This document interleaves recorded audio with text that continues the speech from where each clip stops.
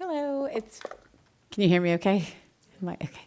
It's nice to see you all, and this is really exciting. I wanted to, for those of you who might not have been here 2 weeks ago or last week, before I start, just give you a little bit of the context for the book that Anne Havinga, Karen Haas, and I have written. In 1924, Alfred Stieglitz gave a gift of 27 photographs to the museum, and at that moment, it was the first time that photographs were acquired as fine art objects. And so we've taken this 100-year anniversary of this gift as an occasion to look in different and new ways at our own collection and think about all the types of photography that we have in the collection beyond fine art, although we're, of course, still thinking about fine art as well. So hopefully you got to hear both of their presentations, but if you didn't, I'm part 3, and we have an exciting part 4 next week with an outside speaker, which is Fred Ritchen, who will be speaking about AI and photography, which I hope you'll all be able to come to as well. And so the 3 overarching themes that I'll be talking today all fit within the category of photography for social change. And we're in our department and at the museum, we are deeply committed to sharing the stories of photography in all of its forms, and that includes social, political, and cultural. For me personally, I'm very interested in all types of photography, and I'm drawn to the fact that photography can be advertising, it can be news, it can be art, it can be propaganda, and it also can make us think about things in different ways. So the first group of photographers that I'm going to talk about today are photographers who are seeking to increase social awareness and consciousness through their photographs. And most of them have taken photographs in reaction to a very specific social phenomenon. And it's really a reminder of how the camera can tell stories about society at large in nuanced and complex ways. So first here on the left, we have a photograph by Jacob Riis. And in the 19th century, in the late 19th century, photography was really used as a means of investigation and in some cases to unveil social inequities. Social reform was something very important to both Jacob Riis, whose work was on the left, and Louis Hine, whose work is on the right. So Riis himself was focused on photographing conditions of slums and factories in large urban centers. He was Danish-born, and he began as an investigative police reporter for the New York City Tribune. He covered the Lower East Side of New York City and was really focusing on deplorable conditions. He published a book called How the Other Half Lives, and this photograph, Bandit's Roost, was in that book. And this book is now considered one of the very first examples of social documentary photography. What he felt was that these dramatic scenes helped us understand, and so this is a specific criticism of the tenement housing system, and he felt like the suboptimal conditions were breeding disorder and criminal behavior, and was arguing for more equity. And so we have a very atmospheric scene. It was taken just off of Mulberry Street, and we see these men seemingly unaware or uninterested in any case of the photographer's presence. They are standing below in this alleyway, and the contrast really gives us a great sense of drama. This is a very rare print, and it's an exceptional thing to, I hope at some point you'll get to see it in person. But he really uses the challenging stares and the confrontational stance of the speakers to really, not the speakers of this, I wouldn't call them sitters, but of the subjects, to really think about how Riis is showing the presence of criminality.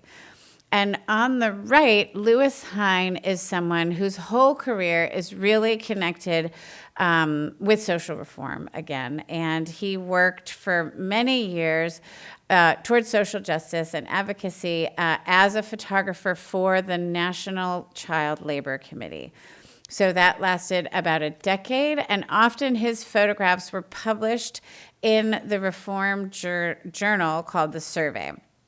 So Louis Hine's photographs really served as tools towards creating social change. And he used them very specifically to, collaborate with others and try to push for legislation against child labor. And so his works really did contribute to revolutionizing the labor laws here in the United States. He also then went on to work for the American Red Cross and also the Works Progress Administration. And an interesting thing to note, in the 1920s, Louis Hine started to actually refer to his photography as social photography. So it was one of the early mentions of sort of describing work in this way. And then within several years, he started to call his work photo interpretation. So he was very aware of his own point of view being projected and his awareness in creating these images. So this here we have 1909, but Hine did continue for a couple of decades. And in the 1920s and 30s, the movement for documentary photography continued. And in the United States, one very important vehicle or sort of initiative that created a lot of documentary photography was the Farm Security Administration, which was in 1937.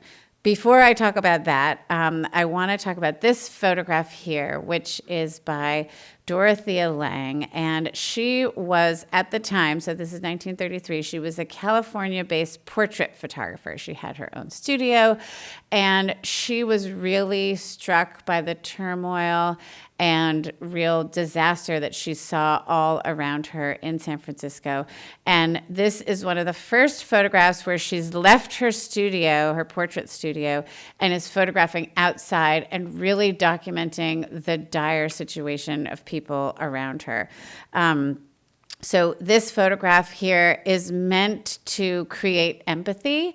She was seeking not to create sort of scorn for the hungry and the unhoused, but was trying to paint a picture of the deplorable conditions and situations. So this was actually taken at a soup kitchen, at a line for a soup kitchen called White Angel Jungle.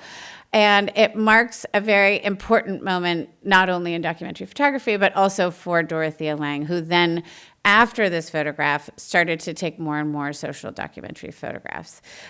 So speaking specifically about the Farm Security Administration, the works that, and so this was a government initiative that was made to support the Franklin D. Roosevelt New Deal.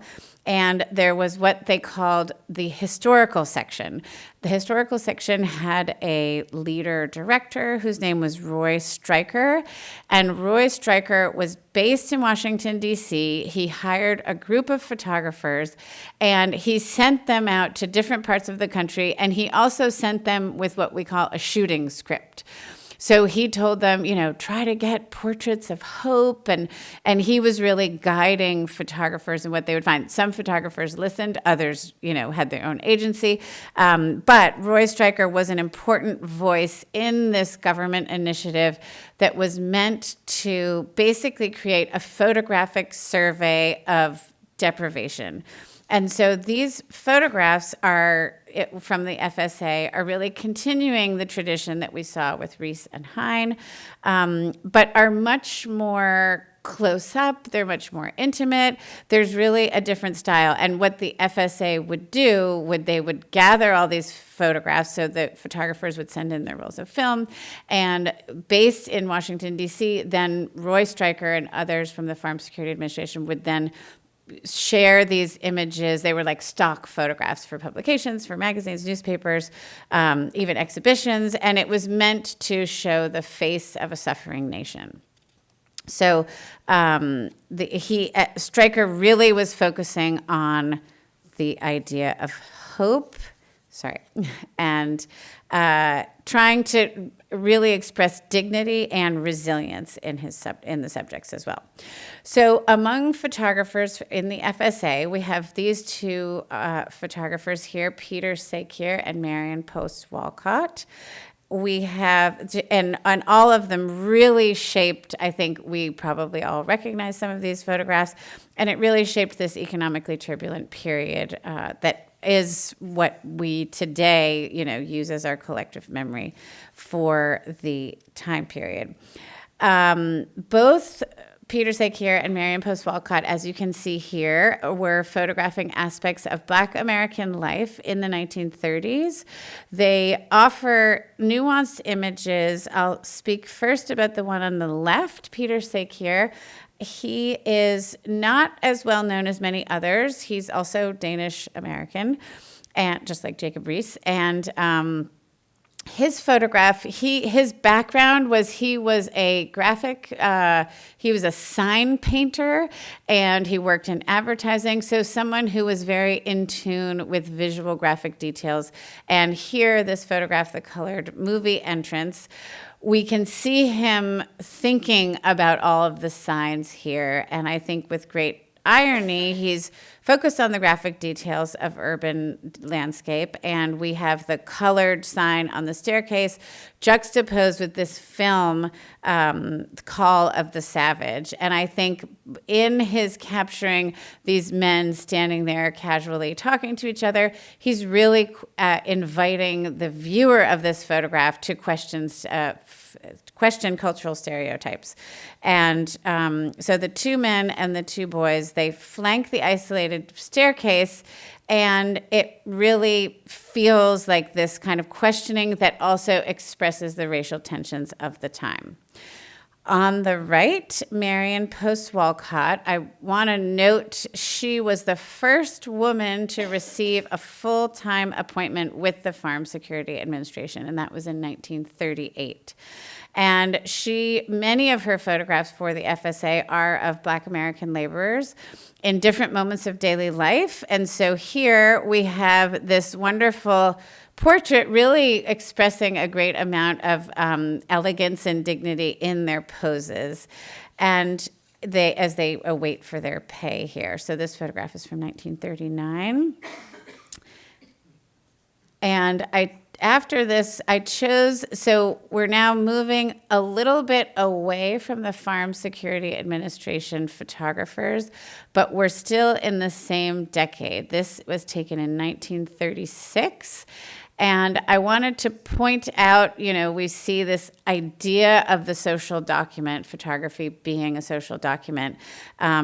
At the same time, photojournalism, and very specifically the picture press, picture magazines, were really becoming more and more important. So we had publications like Fortune magazine and Life magazine, which this photograph was taken for.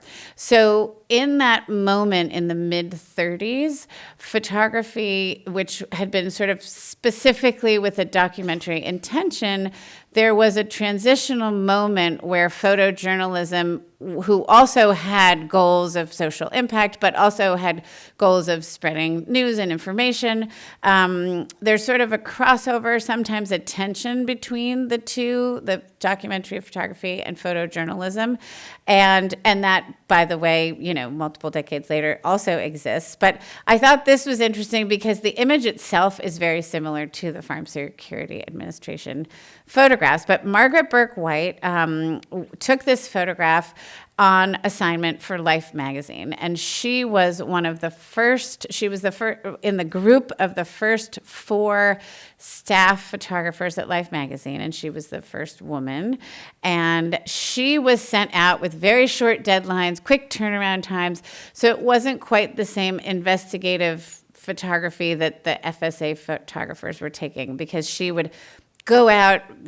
For this particular story, she went to Fort Peck Dam in Montana, and this was the cover story of the very first issue of Life magazine. But this is a photograph that wasn't on the cover, but is a really important image showing the very specific faces of the people who are living at this time in, this, just the description itself. Mrs. Nelson and her 2 children outside her laundry, which she operates without running water.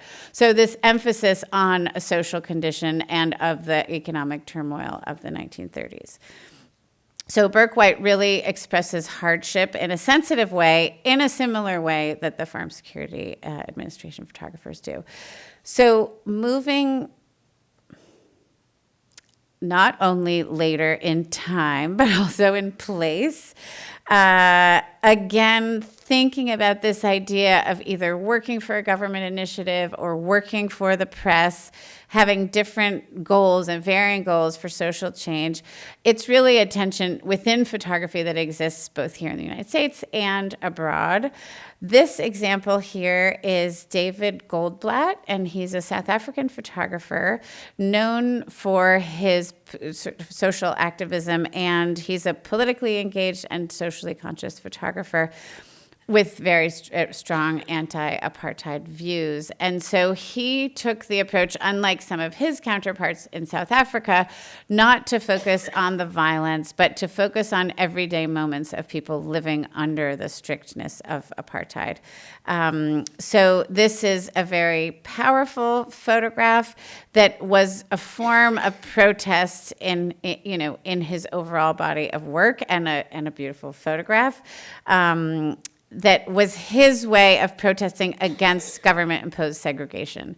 So we see photographers in very different ways using their cameras against, these different social phenomenon.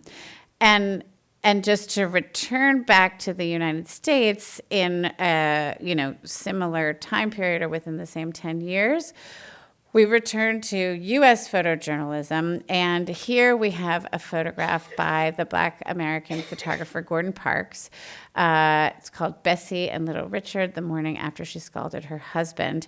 And Parks was one of the first Black staff photographers at he was the only one other than one other that was on staff for maybe not even a year. So he had an important role at Life magazine. He got assignments that were often linked to the fact that he was Black, and they sent him, for example, this story was a story that Life wanted to do on poverty in the U.S., and Parks was assigned to follow a family in Harlem.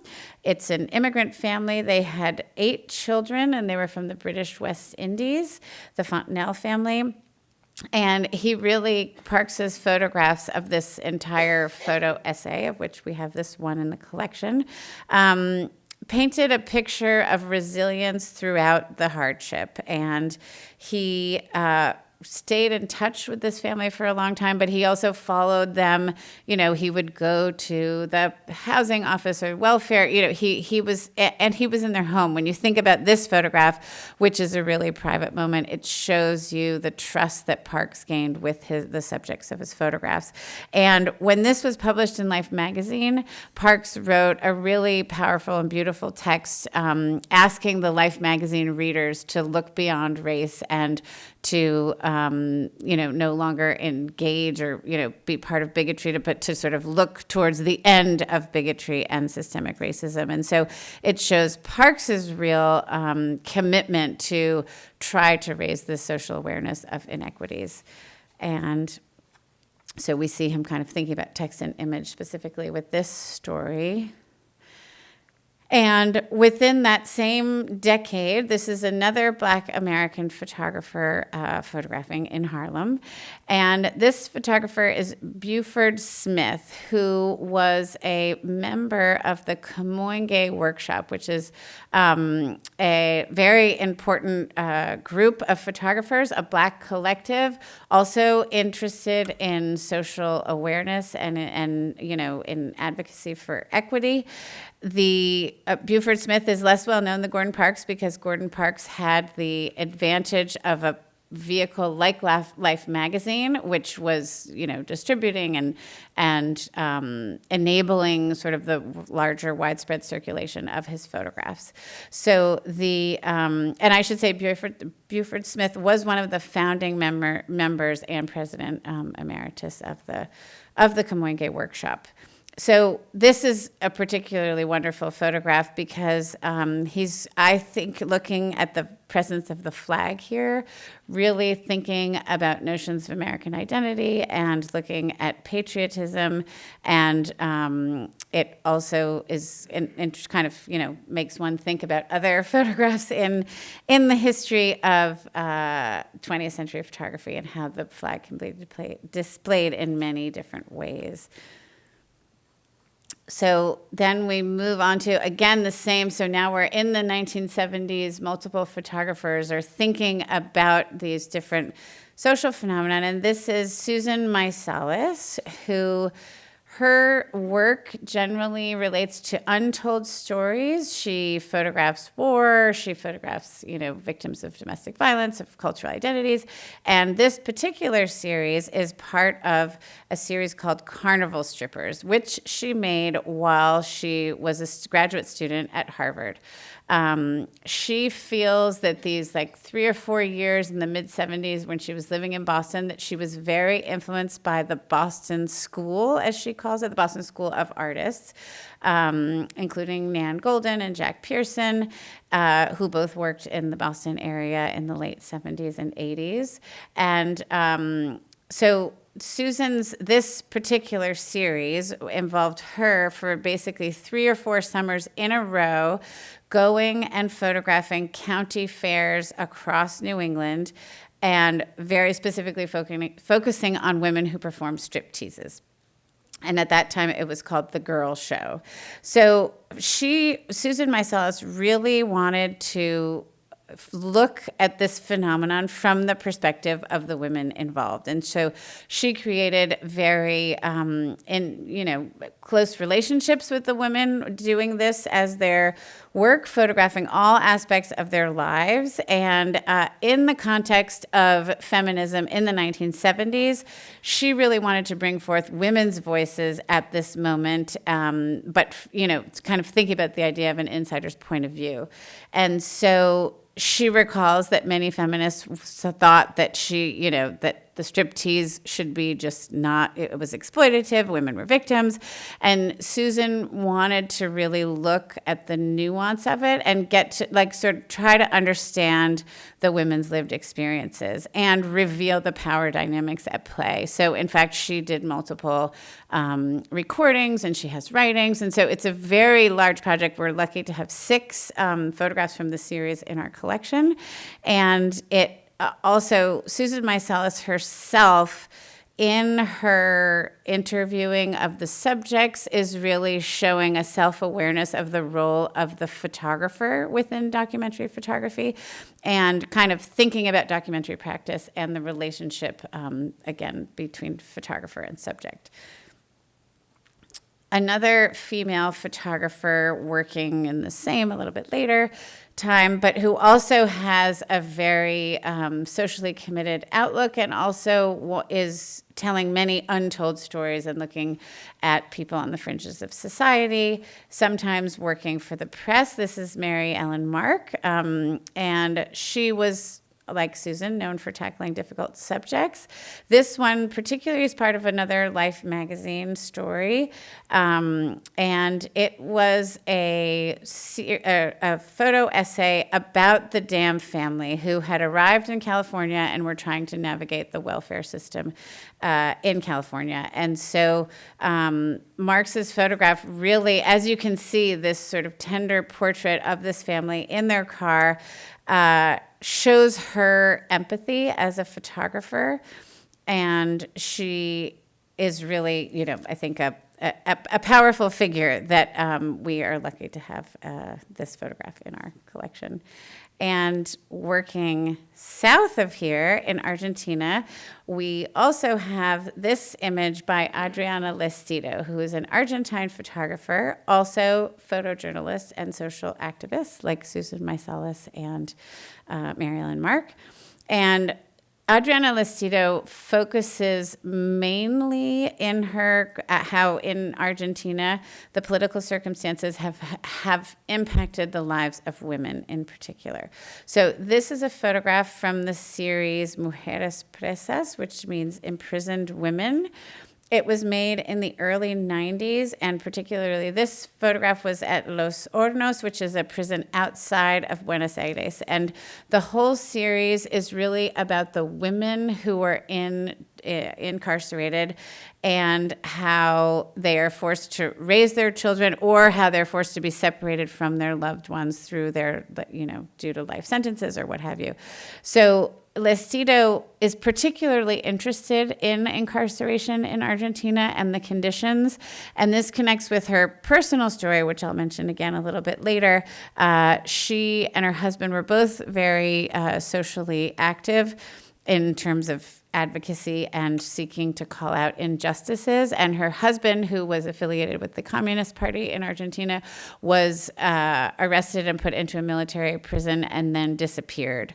And this was during what they call the Guerra Sucia, the dirty war, a ruthless dictatorship in Argentina. And so Adriana Lestido's work in prisons also has a real personal connection in terms of having her husband disappear from a prison.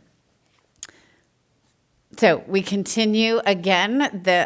We have a whole series here of some really passionate and with amazing dedication to the injustices that women face. So this is Donna Ferrato, again, a photojournalist. She, like the other three that I just mentioned, is very specifically, in fact, Donna, I would say, is, kind of even more focused on the specific issue of domestic violence. And for over a decade, I'm not sure, maybe even 15 years, she really worked very specifically on victims of domestic violence. And so on the left here, you can see she's deeply embedded with the people who she photographs and is present many times when the police come. So this is an important image here on the left for her, and tells stories that you just don't, hear about otherwise. She's really committed to this. On the right, it's a much more recent photograph, but I thought an early and a later would be interesting. She, the whole women's health clinic in Texas. So she's really seeking to bring to the forefront the injustices for women, and on the right, particularly in the wake of the historic overturning of Roe v. Wade. So moving away now from kind of direct documentary and some photojournalism. This is a contemporary photographer, Alejandro Cartagena, and he uses his photographs both as art and activism. So I'm sort of, we've jumped over the 20th century here and are pretty contemporary right now. Alejandro Cartagena, who is based in northern Mexico in Monterrey, he really thinks about social environmental issues, and this particular series, called The Carpoolers, is meant to share the experiences of workers in where Cartagena lives. And so for an entire year, he photographed on an overpass of Highway 85, documenting trades workers and their commute from Monterrey to the suburb Pedro Garza Garcia. So as you can see here, the riders, they lie, they rest. They're sometimes surrounded by their tools. Sometimes they're reading. They've got blankets. It shows the difficulty for these workers who can't find affordable housing near where they work and have this 45-minute to 90-minute commute, depending on traffic, which is a dangerous ride. And Cartagena's really, his compelling visual storytelling really is seeking to draw attention to the urban development crisis in contemporary Mexico.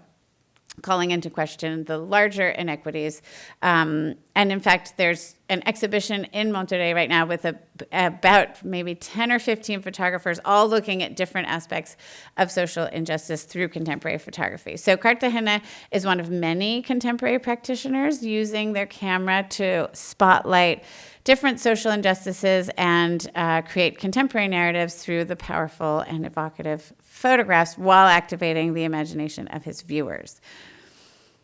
This photographer, who's of the same generation as Cartagena, her name is Tanya Habjuka. She works in Palestine and Jordan and is a member of Noor Images, which is an international photography collective. So this photograph was taken in 2009. Habjuka documented women and families in Gaza in an attempt to refute what she sees as mass media's chronic misrepresentation of the Middle East. So this series is part of a series called Women of Gaza, and it was meant to celebrate the modest pleasures of residents of Gaza in the Israeli blockaded territory enjoying their limited freedom. So this portrait is on the beach on the Mediterranean Sea, and Tanya Habjuka, in these photographs from now, 15 years ago, she was really using her camera as a tool for activism and trying to bring to the forefront the resilience of Gazans, trying to celebrate simple joys under perpetual siege, and really connecting very intimately with her subjects. And here I've actually created a very specific almost 100-year difference between these two. So on the right, we have another contemporary photographer making images with deep social impact, and it is the Chicago-based Black artist Dawood Bey. And this photograph is called Tree and Cabin from the series In This Here Place. And he seeks, in his words, to record the haunted landscapes and buildings of a Louisiana plantation. And his intention here is to honor the hundreds of thousands of enslaved people who lived in such spaces in the years leading up to the American Civil War. And this, as we were looking through and you've heard, or some of you have heard each of us talk about how this was such an exciting exercise to go through our collection and make different connections and look at it with different through lines. So this was a particularly interesting one because the subject matter was so similar in terms of the, but the intentions are very different. And here we have Bey's unsentimental, straightforward photograph that does have a sense of the anonymity that Walker Evans have. However, Dawood Bey's intention is very different in seeking to tell the untold stories of enslaved people through the photographer's interpretation. And of course, in one, although one could look at sort of the siding, that's also very different because you have a church in Walker Evans' photograph and then a cabin on a plantation on the right. So we really do see the photograph on the right, which presents this stark feeling in the abandoned plantations. So whether it's interrogating the legacy of slavery or documenting different other social conditions, these photographers that we've just talked about all are using their cameras for different social injustices and contemporary narratives. And I think seeking to make us think about things in different ways. And I'm going to slightly shift to, again, within the context of photography for social change, this next group of photographs that I'm going to talk about relate to conflicts and crises. And to just think about the role that photographs play in the collective visual memory of conflicts and their aftermath. So in the 19th century and the 20th century, photography has developed alongside contemporary warfare and continues to evolve today. On the left here, in the 19th century, before photography was able to capture movement, we have photographs that were commemorating either military training. They were also, celebrating different people that had different roles within war. So they were really images often of spectacle or images of heroes, and often linked to a larger question of either patriotism and a real effort to try to seek support. So on the left here, we have the English photographer Joseph Kundal. He was a commercial photographer established in London, and this photograph here was meant to part of a larger project memorializing Britain's victory in the Crimean War. So we have two musicians, and this was a project that was commissioned by Queen Victoria. So again, the sort of government initiative, and it was the desire, the monarchy's desire to celebrate the successful campaign. And on the right, we have a photograph that is credited to Matthew Brady, who had studios in both New York and Washington. And he undertook a very large documentary project where he had multiple photographers, but in fact, all of the photographs are credited to him. And he has many, many groundbreaking photographs, such as this one here. And so again, due to photographic technology, we're not seeing combat here, but we are seeing, the injured or sometimes the dead on the battlefield. And so here we have wounded Zouave, and an important thing to remember, so if this is from 1863, it's a really surprising thing to have this realism in an illustration of war. It would have been drawing before, or other forms, but photography gives this new sense of realism that is absolutely radical and new at the time, and so it alludes to heavy losses of battle. And to move forward somewhat into the 20th century now, here on the left, we have Robert Capa, the Hungarian-born photographer, whose death of a loyalist militiaman has sparked controversy basically since it was created.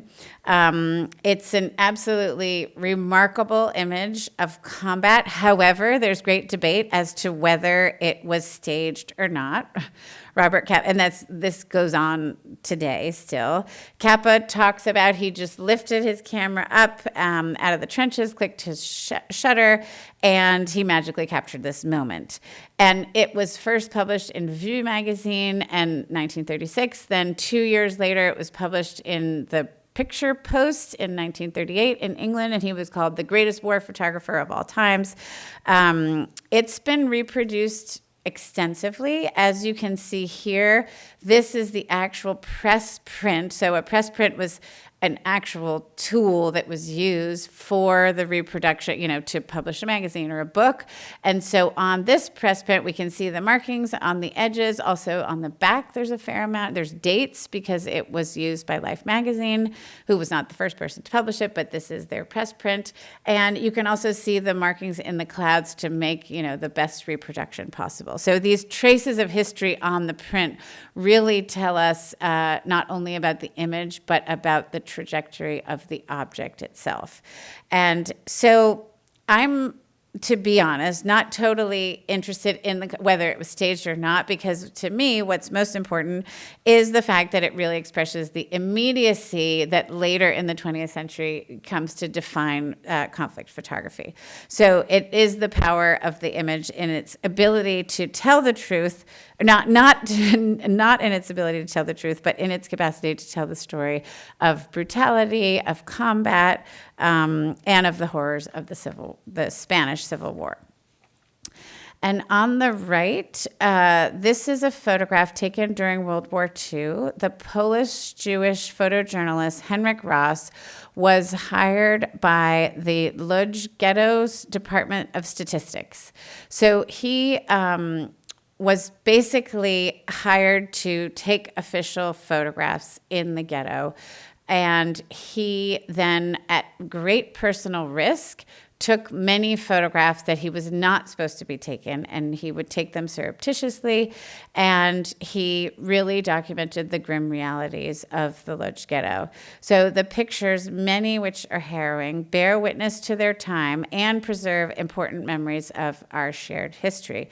This particularly painful image represents residents talking through the fence of the central prison prior to deportation. And so these photographs, so there's one in our book and that I'm highlighting today, but we're incredibly lucky. I'm not sure if any of you got to see the exhibition we did in 2017 of Henrik Ross's work, but following that exhibition that was organized by the Art Gallery of Ontario, we received a really incredible gift of 48 photographs by Henrik Ross, and they had just been in an envelope. They were given to Leon Sutton by Henrik Ross. Leon Sutton in 1947 moved from Poland to New York and kept these 48 photographs in an envelope for his whole life. And his son, who saw our exhibition here, was able to, not quite directly, but get these to us as a really incredible gift. And so they are, again, this very powerful object telling a really essential story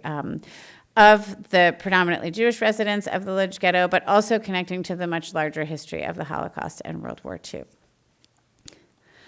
So still within thinking about Europe and photojournalism, we have here John Gutmann's photograph from 1934 called Omen, which connects in really visually powerful ways to John Hartfield's photograph, which was a photo montage taken for the German press.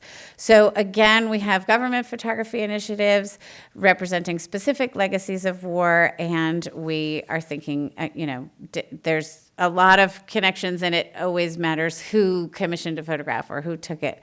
And so here is another important photograph, which was taken by a United States service photographer.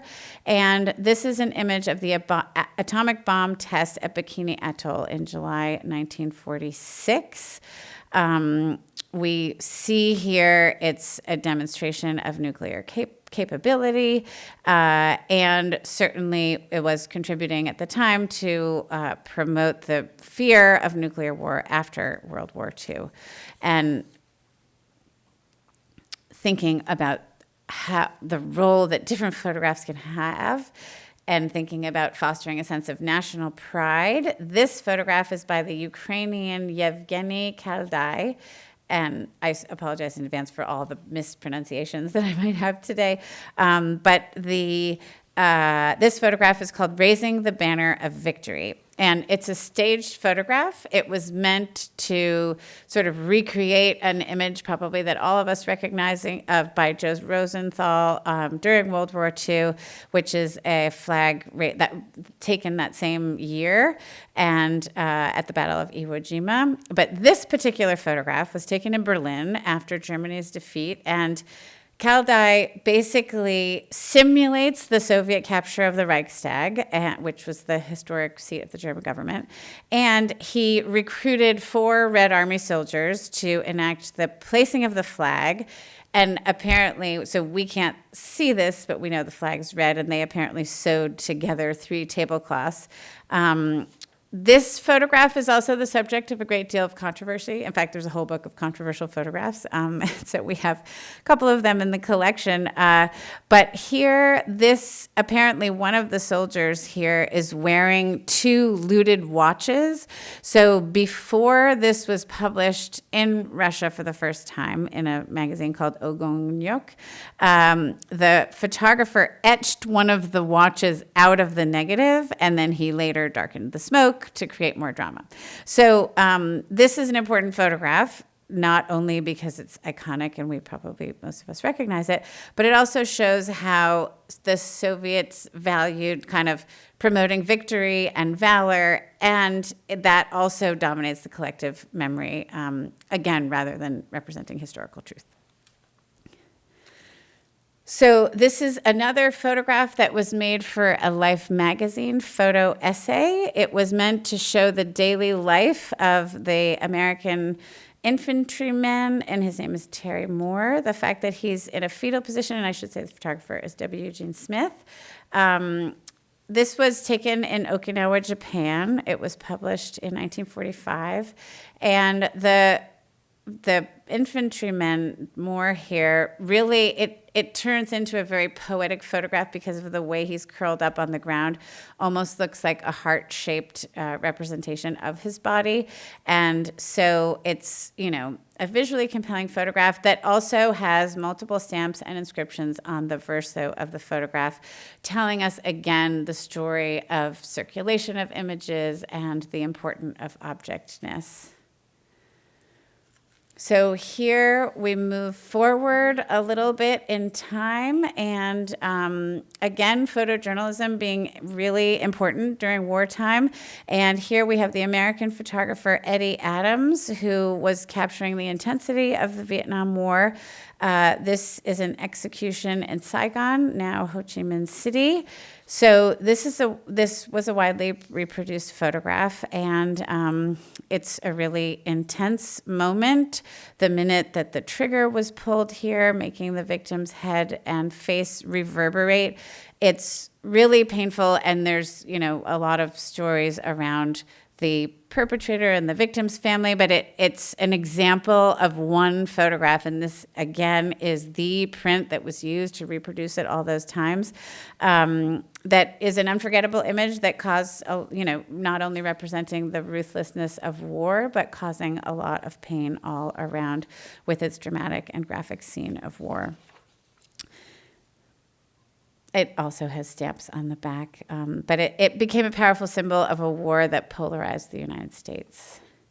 So another type of conflict photography is portraits of war. And here we have showing us kind of, although this isn't a classic portrait, but it really is bearing witness to the lingering effects on children. So we've moved forward in time. We're in 1996 in Afghanistan here.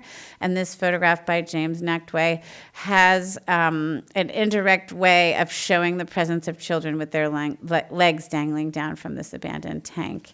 And here are two portraits, which Louis Pelloux, gosh, I have to speed up. I have a lot to say, sorry. But Louis Pelloux is a photojournalist who has been in multiple wars, and he's different than some of the other war photographers we've talked about because he is not embedded, like he's not going on assignment with a magazine or he's not working for an agency, but he is working as an independent photographer, which theoretically gives him some more distance and also liberty to photograph in different, he doesn't have a shooting script saying we need you to get these people and these expressions. And so he's working independently, and he spent a long time with this particular battalion in Afghanistan. And this is a series of many, many of these Marines. And here we chose two for the book. And it's really a very powerful series. And it references photographs from the 1950s of the Korean War by a well-known photojournalist, David Douglas Duncan. So here, now, we remain within conflict photography, but reflecting on the power of politics and the legacy of war. The next couple artists that I'll show invite us to think differently through creatively staged narratives. And I would argue these are also conflict photographs, and they are also meant to seek social change. This is by the Iranian photographer Gohar Dashti, who portrays the emotional impact on her generation.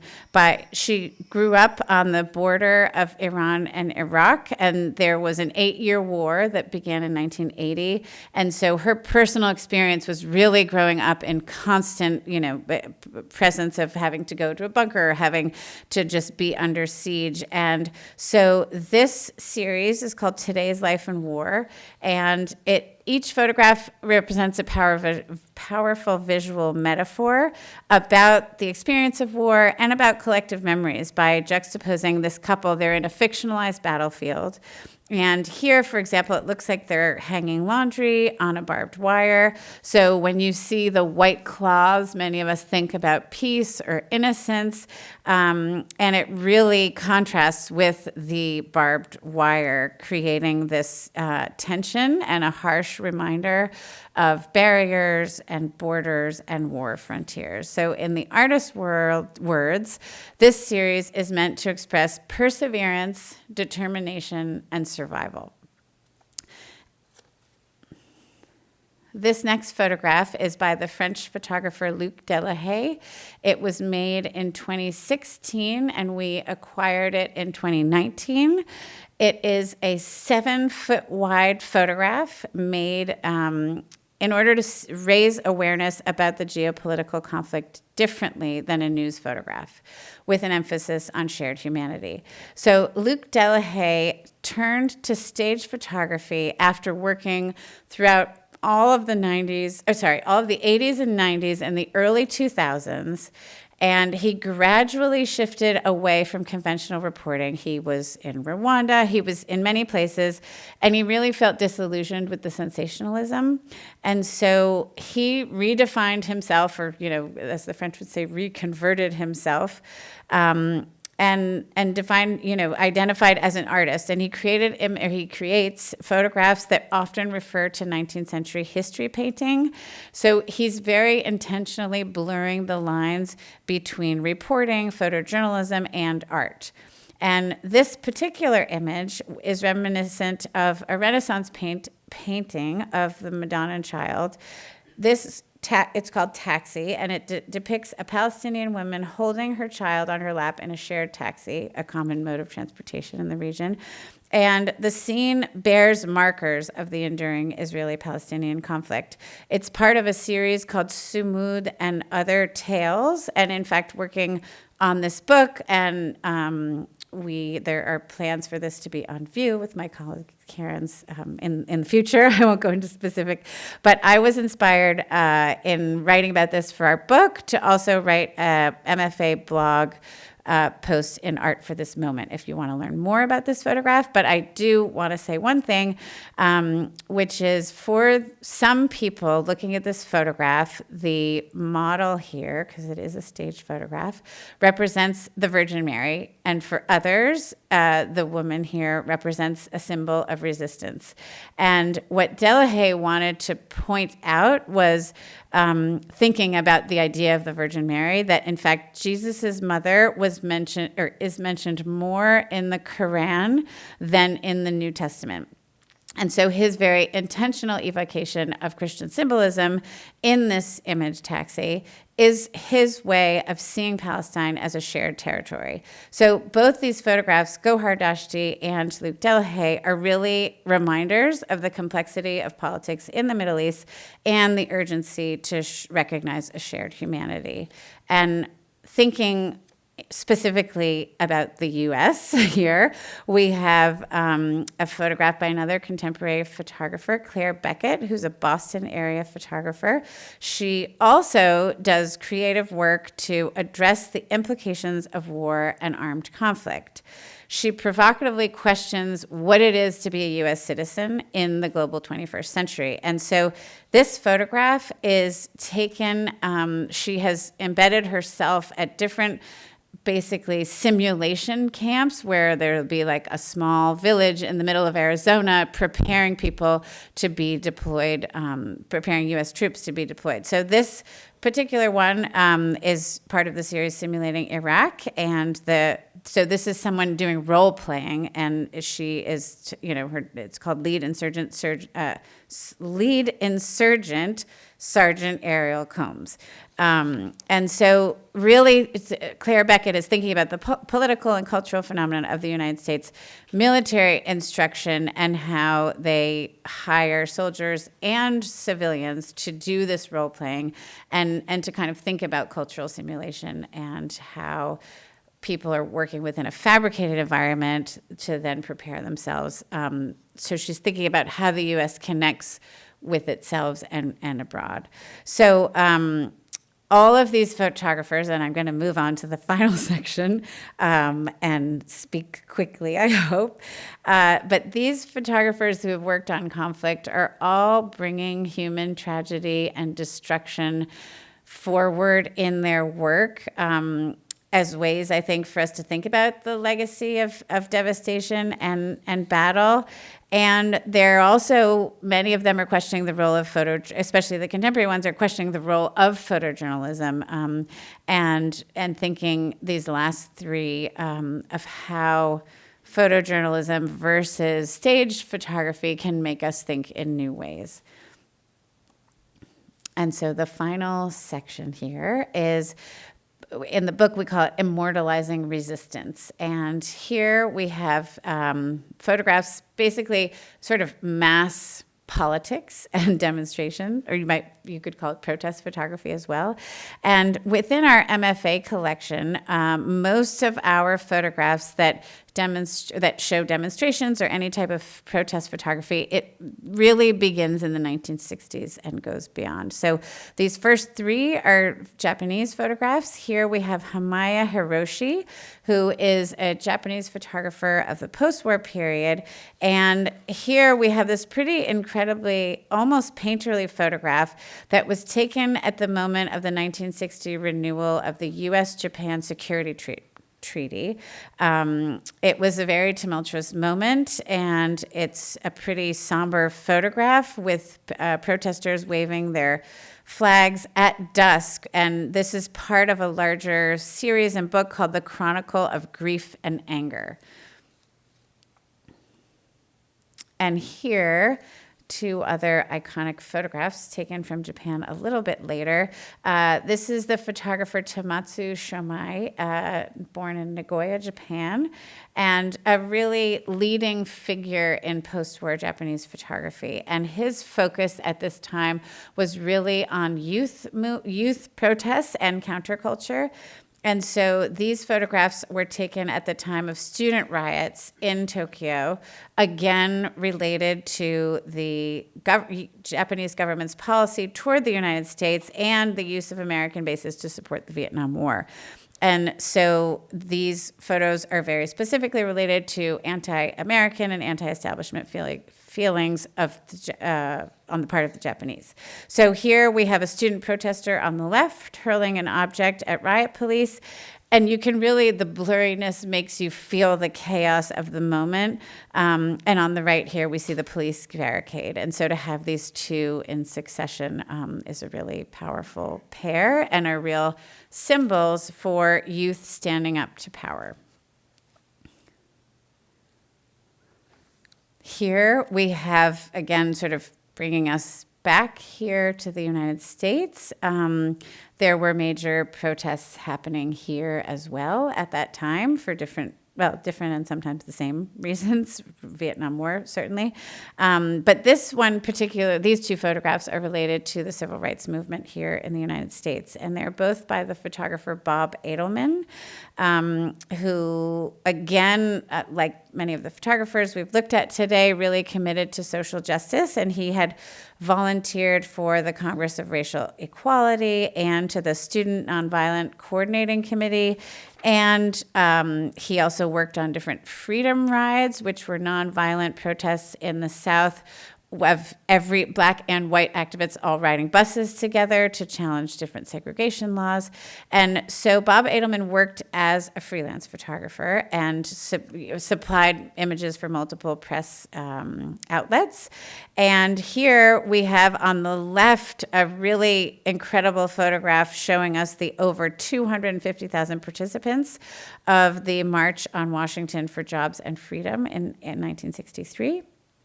And the one on the right here, we have a close-up, and it was, in fact, taken during Martin Luther King's renowned speech, I Have a Dream.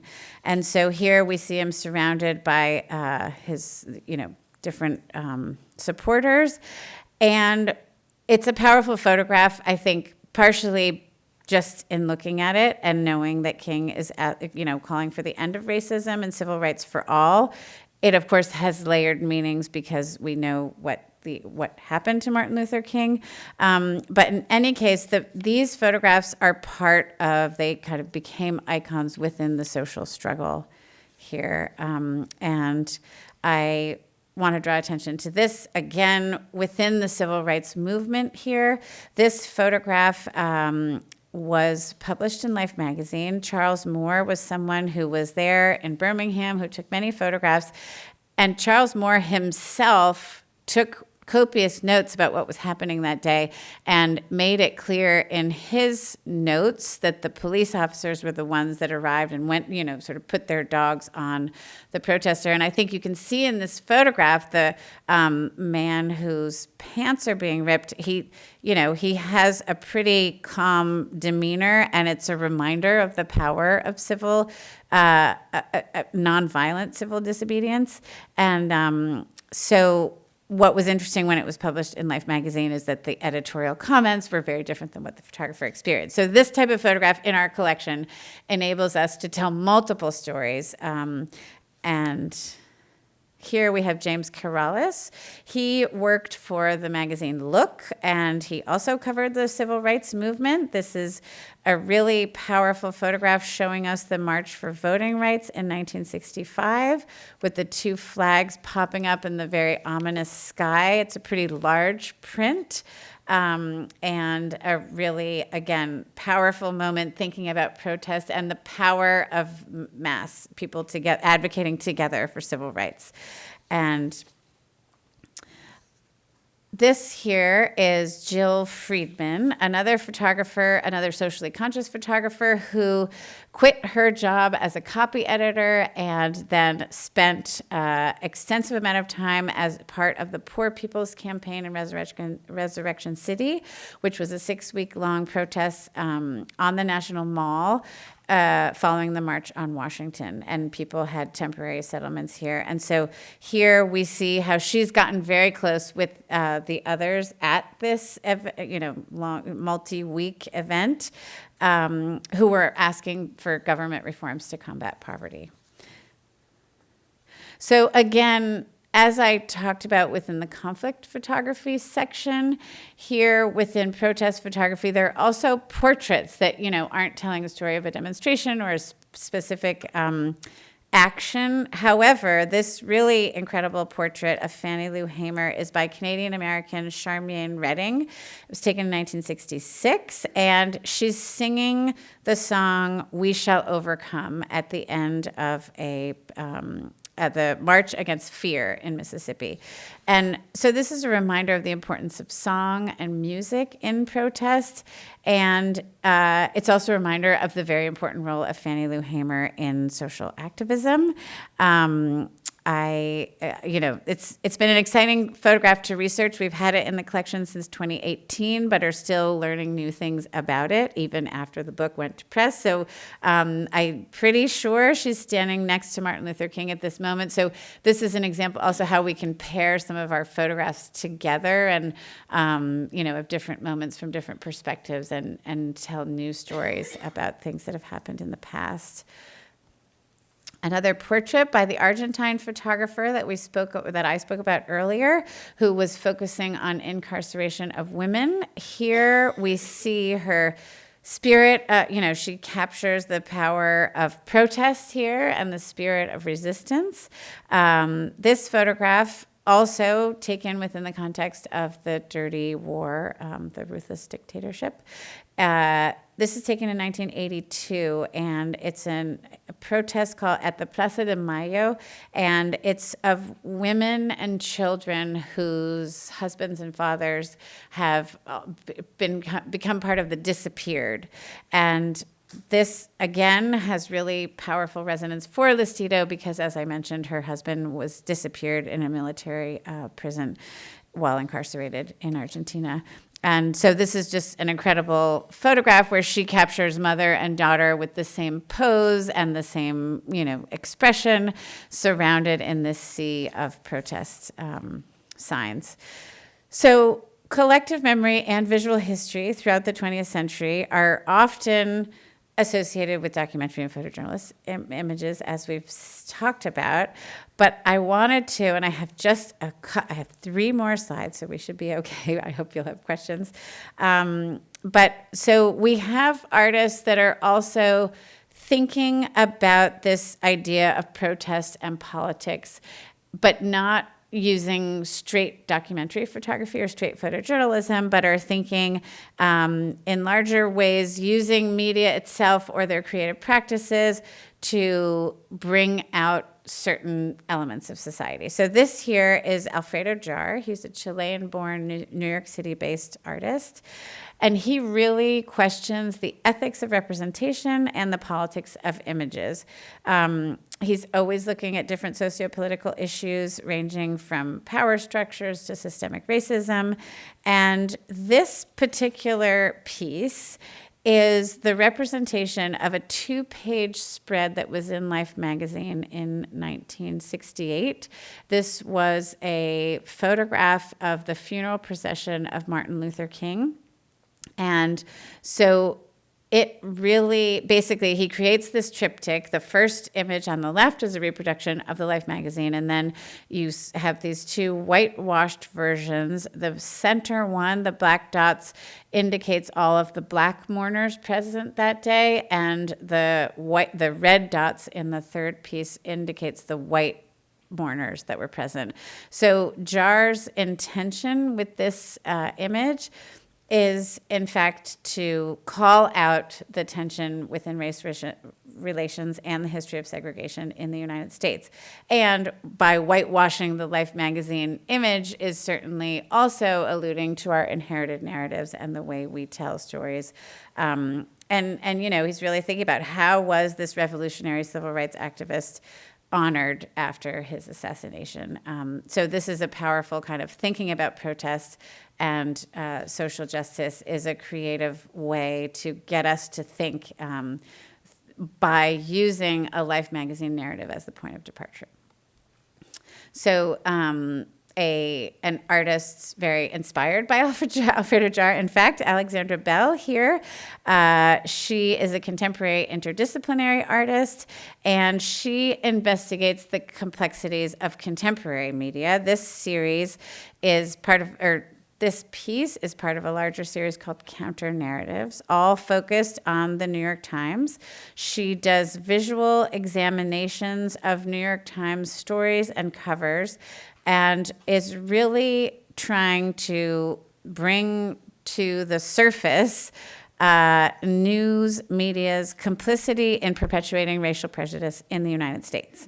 So she studied public health, and then she went and did a master's in journalism. And in fact, while she was in journalism school, really saw on a whole new level the systemic racism present in journalism. And so she redacts and changes and marks up and edits all of these. So you have, revised headlines, swapped images, notes in the margins. And basically what she does is evaluates how communities of color are depicted under the pretense that it's journalistic objectivity. And so here we can see on the left, this is the original story.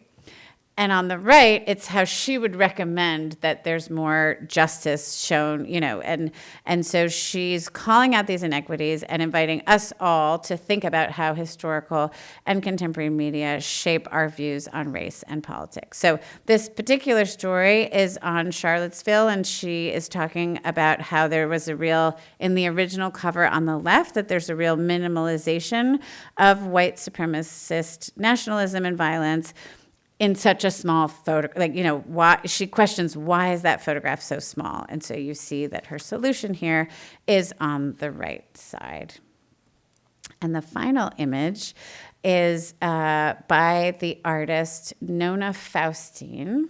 And this will be on, in fact, Jill Friedman, I'm not sure if you remember that specific image, but will be on view soon in our Democracy exhibition, as will this image here. Nona Faustine works towards civic awareness and social consciousness. And this particular series is addressing the history of monuments in the United States and exploring the narratives that the monuments tell, and who do they represent, whose representation do they deny, and who do they exclude.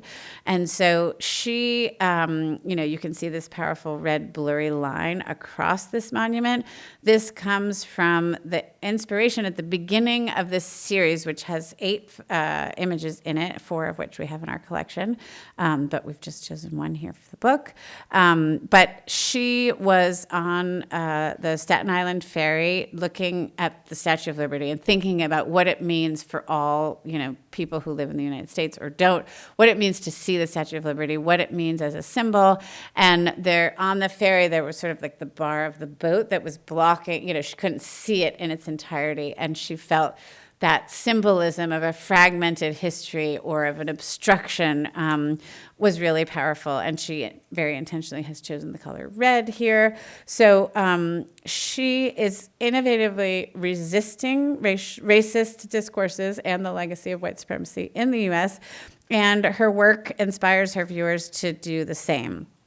So just to conclude, I think as we all, are in an increasingly polarized society where many people consume very different images on their personalized news feeds on social media, there's often no consensus around facts. And that's not, as I showed you multiple photographs in the 20th century, there's also no consensus around facts. But it also is a reminder that there's a diverging interpretation of photojournalists and documentary photographs that exists and run rampant. And so in our complex media landscape today, both historical and contemporary photography raise our social awareness.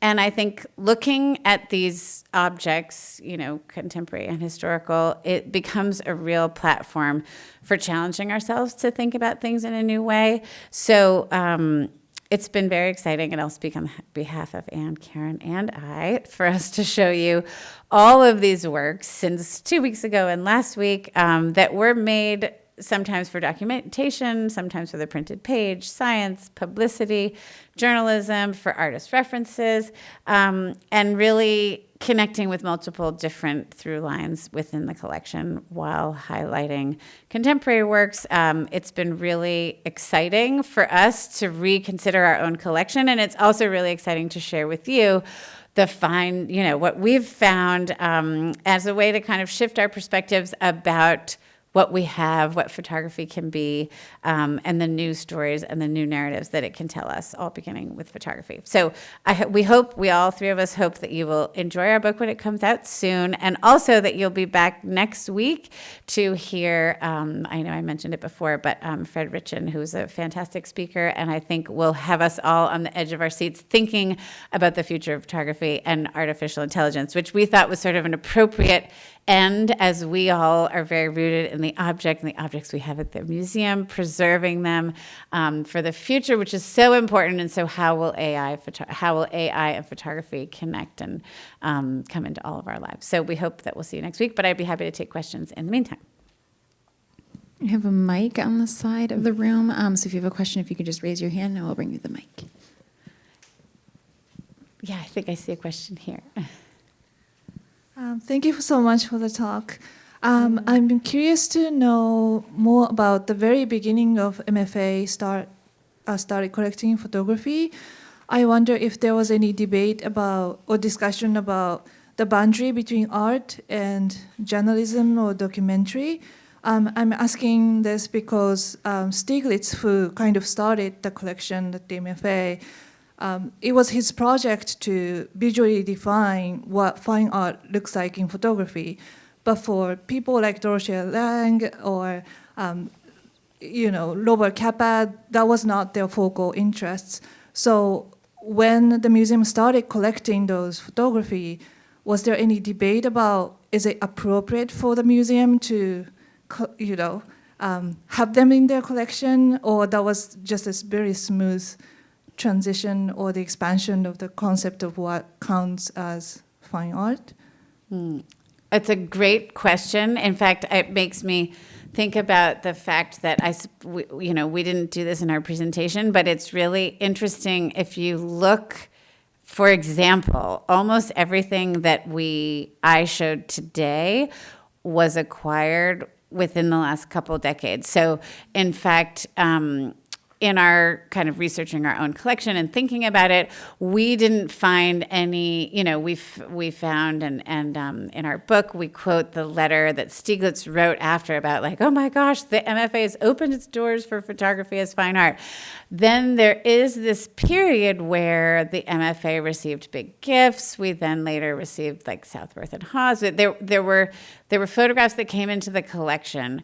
We haven't found letters or records of meetings where there's actually been debate. However, if you look at the history of what we've collected, it's pretty, there are some things certainly, and I invite you to, we have online this amazing resource of photographs even that came into the collection in the 19th century, which is part of the Curler Project, and people looking at printing techniques. So there's always been, I think, a real fascination and interest in a lot of types of photography. But if, the actual accessioning of the objects as fine art, there was a long period, really active collecting began in the 60s, although we received a gift by George O'Keeffe in the 50s. There's a lot that was acquired, but where you see, if you were to look at all of the accession numbers, you see a great deal more that got, like starting in 1967, there were more and more. And then I would say even really in the last, 10, 20 years, we've expanded probably the types of photographs that we've been collecting. Like Karen Haas and I did an exhibition of snapshots maybe 10 years ago, almost 10 years ago. And we have been acquiring intentionally. So I guess that's the difference, right? Sometimes there was this great fascination in the 19th century, then maybe there was a long period. Like, I don't think we would have ever acquired the Robert Capa around the time of the Spanish Civil War. At that time, it was seen as a document that was a tool for reproduction.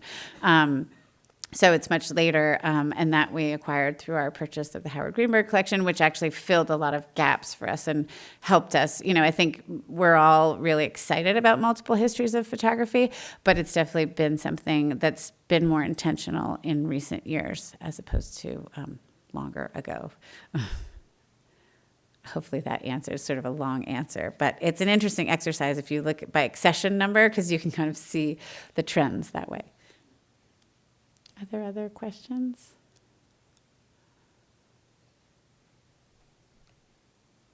Yes? Just 1 second, and I will bring the mic down to you.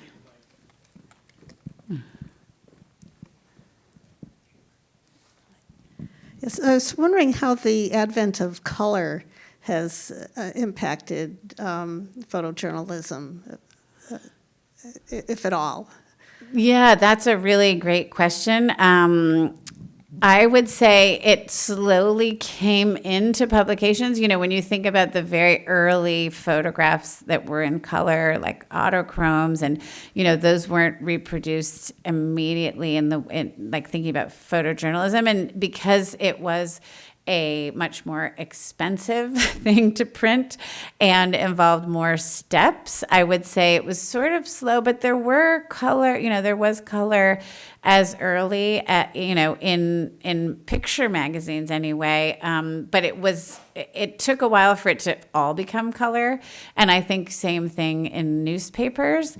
I have a colleague, Alyssa Shapiro, who wrote a really interesting essay in the Life magazine and Power of Photography book that we did, and she really gets into the kind of interesting links between color photography within the magazine picture press, but also photography of art objects, because often those are some of the ones that you want to be in color the most.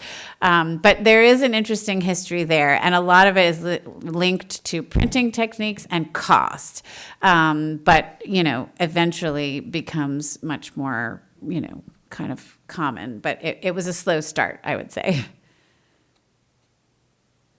Yes. Like many people, I was very taken by the exhibit of the Watts Ghetto some years ago. And you mentioned today, the 40 subsequent photographs that came into your hands, which I guess were not in the exhibit, are those on view anywhere, like online? Or I'm So curious. we do have actually two ways you can see them online. We did, so because we're so thrilled with this gift that we received, there's within our Gifts of Art website, there is a page where we dedicate to, it was sort of the press release, where we talk about those photographs and the gift we received. And then there's also within our collection search, you can search for Heinrich Ross. And in fact, when we did the exhibition in 2017, none of those were in our collection, and they're all from the Art Gallery of Ontario. So it's really an honor and very powerful to have these in our collection now.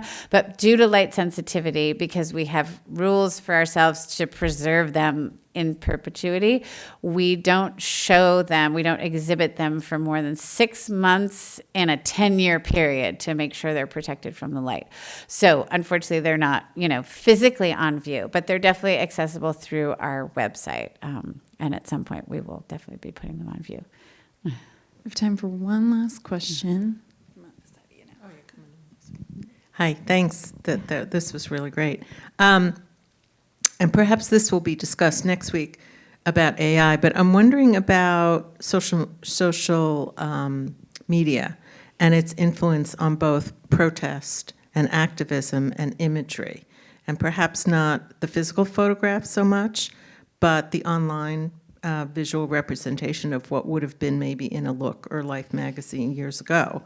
And just wondered if the museum has thoughts about that or ways of tackling it within the photography collection, and particularly about social change and protest. Right.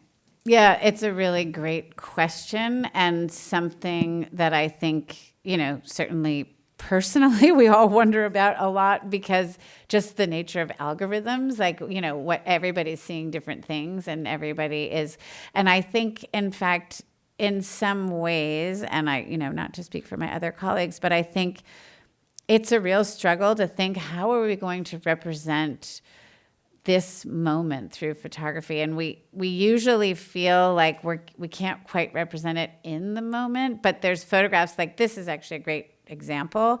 This is certainly very linked to the Black Lives Matter movement and thinking about, the dismantling of so many monuments. And it's I don't know if you could call this, it's not necessarily, this isn't staged because there aren't people in it, but, it's a creative way of, as opposed to direct documentation, but it's sort of an artist expressing a moment. And I think more and more, whether it's conflict or protest, there are really interesting ways that contemporary photographers are kind of questioning that total lack of consensus in photography today. And I think social media probably contributes to that.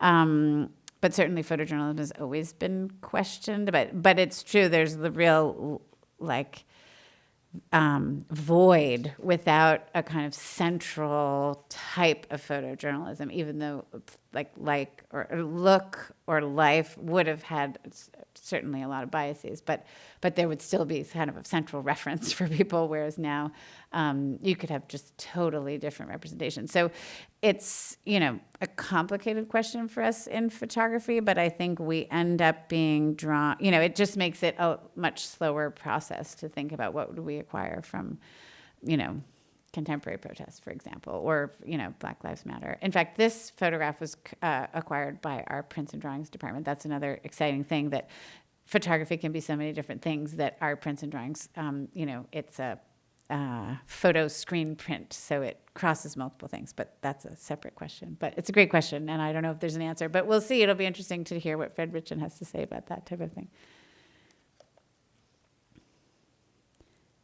I think that you said, Paige, that was the last question, so I won't ask for any more questions, but thank you all for being here today.